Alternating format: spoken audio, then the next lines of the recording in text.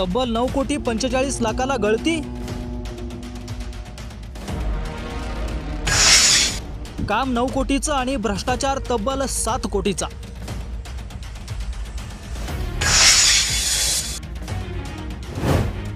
वाटेगाव तालुका वळवा या ठिकाणी असणाऱ्या बापू तलावावरून वाद पेटलाय। या तलावाच्या दुरुस्तीसाठी शरद पवार गटाच्या राष्ट्रवादीचे आमदार मानसिंगराव नाईक यांच्या माध्यमातून तब्बल 9,45,00,000 रुपये मंजूर करण्यात आले होते। मात्र या तलावाचं काम अत्यंत निकृष्ट दर्जाचं करण्यात आलं असून त्या तलावाचं बांधकाम अत्यंत खालच्या दर्जाचं करण्यात आलं असल्याचा आरोप भाजपच्या वतीनं करण्यात आलाय।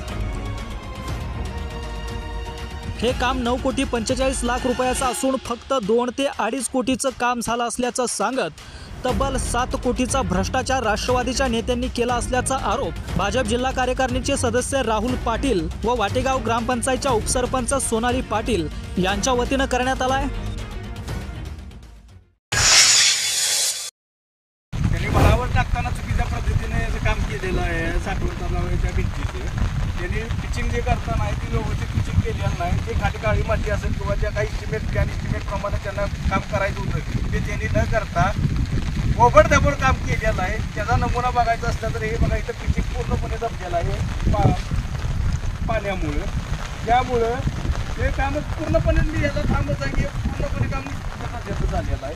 त्याच्यात आत्ता मी आल्यापासून बघितलं तर ते कॉन्ट्रॅक्टर होते त्यांनी माझ्याकडे बघितलं पण शकत नाही, त्यांनी विचारपूस पण केली नाही।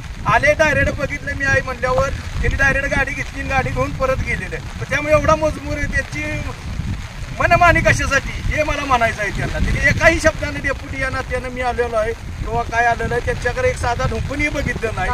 डेप्युटी म्हणून आपण काम करताय त्यांना बिलं काढण्यासाठी तुमची काही सही करावी लागते। आता बिलं काढायला लागती सही डेप्युटीची असेल किंवा ग्रामसेवक किंवा सरपंच दोघीच्या त्यांच्या नसतील तर मग डेप्युटीच्या नात्याच्या, पण त्यांना कमीत कमी जे काय केलेलं आहे त्याचं मासिक मिटिंग असली किंवा मिटिंगला किंवा वैयक्तिक त्या कामासंदर्भात चर्चा करण्यासाठी मिटिंगला त्यांनी बोलवलं पाहिजे। ते आलेलेच नाही, ती आली असतील चर्चेवर कुणावर चर्चा झाल्या ती काय मला माहितीच नाही। त्यामुळे ती आरोप करतो।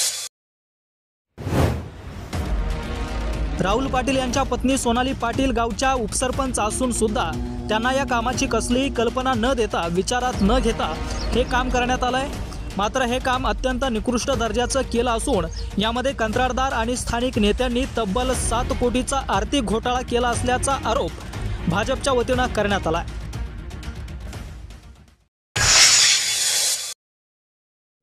पण आता माननीय मानसिंग भाऊ नाईक यांनी 9,45,00,000 निधी देऊन या तलावाचे साठवण तलावात रूपांतर करण्याचं निधी मंजूर केलेला आहे। मागच्या 2 ते 2.5 महिन्यापासून ह्याचं काम म्हणजे उद्घाटन झालं पण आणि काम पूर्ण पण झालं।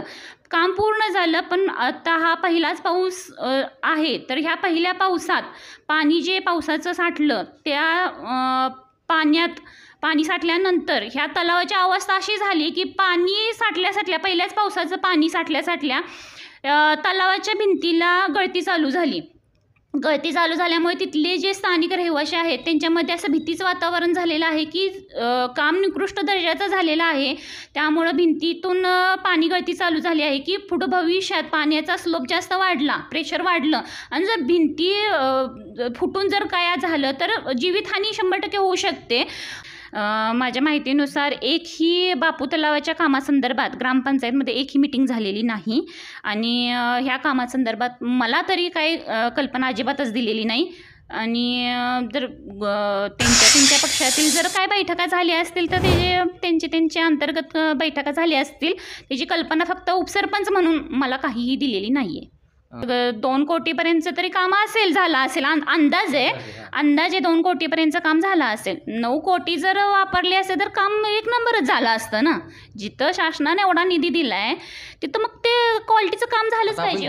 हे उपसरपंच पदावर आहे। मागच्या 2 महिन्यापूर्वी मी चौकशी केली होती, माझ्याकडून मी चौकशी करण्याचा प्रयत्न केला होता की बापू तलावाचं काम कसं चाललंय, कोणत्या प्रतीचं चाललंय, कसं मुरुम टाकला जातो किंवा काय पद्धतीत काम केलं जातंय।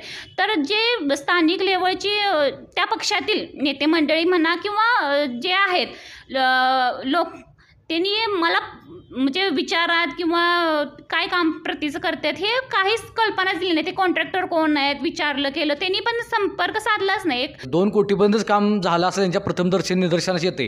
9,45,00,000 रुपयाचं काम असलेल्या कामावर 2 कोटीचंच काम होते.